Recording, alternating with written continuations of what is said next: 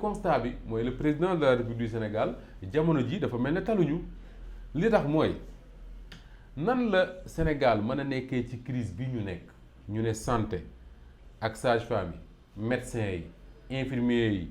pharmaciens yi ñoom ñëpp ña nga ca grève ñu ne cherté de la vie suukar diw ceeb yëpp a ngi cher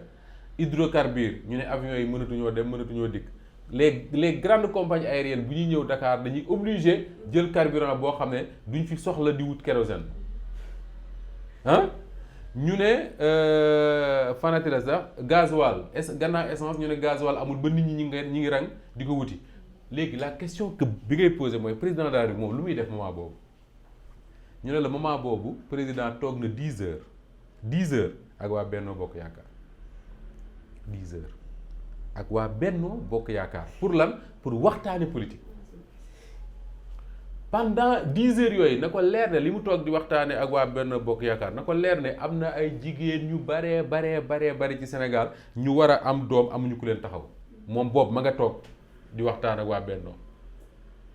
pendant ces 10 heures là na ko leer ne am na ay chauffeuru taxi ki njaga njaay yu baree bari yu taxaw ci station yi di rang pour am carburant pendant ces 10 heures là na ko leer ne bari na ay ñu dem hôpital bëgg a faju amuñu fuñ fajoo parce que médecins yi ñu ngay grève pendant ces 10 heures là mu toog di waxtaan na ko leer ne fii ci aéroport Diass bi am na ay compagnies aériennes yu mag yoo xam ne am nañ problème bi ñu fi ñëwee ndax amuñu kérosène ba ministre am di daw fu nekk mu dóor fa boppam pour régler ko moom pendant ce temps là le président moom am na jotu consacré 10 heures pour waxtaan ak waa Benno c'est inquiétant te li ci gën a doy waar mooy non seulement président Macky Sall on me dira que mooy chef Benno donc am na droit waxtaan ak ñoom mais il est notre président avant d'être chef de Benno mais li ci gën a doy waar mooy président de la République jiite réew mu mel ne Sénégal ak crise bi ñu nekk yow sa yitte bépp nga jël ko ci di débaucher ay maires yu ñu élire ci yeneen liste ay traîtres non rek la leen mooy tuddee parce que mënuma nekk man dem élection ci turu bu ma neex population yi gis ma gis jéen ñu investir ko ci Benno ñu gis Faatu ñu investir ko ci Wallu wala ci Yewwi ñu tànn Faatu ça veut dire que dañ la tànn yow ak waa ñi nga àndal nga pare na ko fa ñukk jéen mi nga xam ne moom la population yi ne woon bëgguñu la nga dem fekk ko moom loolu nu ñu koy tuddee lu trahison c'est de la trahison ba pare ki ko organisé mooy le président de la République parce que moom ci boppam wax na ne am na yeneen maire yoo xam ne sax dinañ ñëw fekk si ñu mais c'est très grave est-ce que Macky Sall mi ngi xalaat gravité wu propos yi muy tenir ci image bi nga xam ne moom lay joxe moom président de la République du Sénégal élection ñu def ko ba pare résultat yi génn Sénégal nekk ci crise goo xam ne dañoo waroon a gis seen président énergie am yépp mu consacré ko à trouver des solutions à ça pendant ce temps-là il tient des réunions de presque 10 heures avec waa Benno mais loolu doy ko mu ne ma ngay débaucher ay maires yoo xam dañ leen élire ci yeneen liste ba pare nga leen di jël di indi sa camp parfois da ngay xool da nga naan finalement c'est presque du matin quoi parce que mënoo ko expliquer te li tax président de la République di ko def mooy moom dafa gëm ne il faut mu wut ay transhumants pour mën a gagner élection législative yu jëm cela veut dire quoi Fatou et man c'est désolant de constater les choses comme ça mooy le président de la République du Sénégal moom intéressé wu ko mu def ay résultats pour que sénégalais yi élire ko wala ñu réélire ko wala ñu jox ko majorité sur la base de ces résultats là intéressé wu ko mu am assemblée nationale boo xam ne député ya fa nekk dañuy def liggéey bu mucc ayib ba bu ñu waatee sénégalais yi ñëw joxaat leen moom loolu intéressé wu ko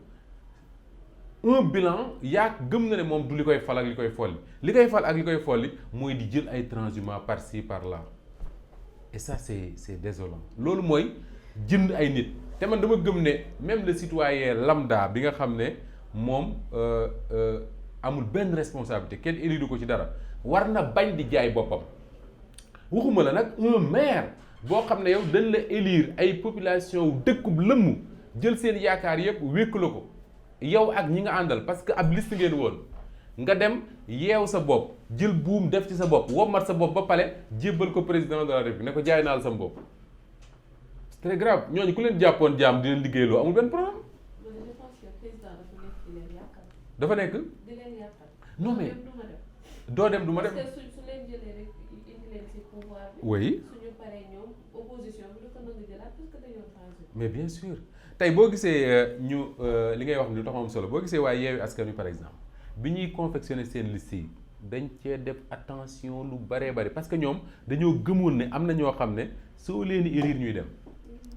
soo leen di élire ñuy dem mais man dama naa sax ñooñu ils sont moins dangereux parce que ñooñu au moins xam nga fan lañ bëgg a dem mais dafa am ñoo xam ne dañuy transhumé boo ko déggee da ngay jàpp soobu da nga naan mais ndekete diw te lu ko fi jar te li ma ci gën a metti mooy faatu gis nga maire yooyu di transhumé seenu tappale àgg na ci boo lëgee dañuy taxaw naan waaw Sénégal boo fi jiitee commune pour nga liggéey il faut nga ànd ak président mais ba nga xamee loolu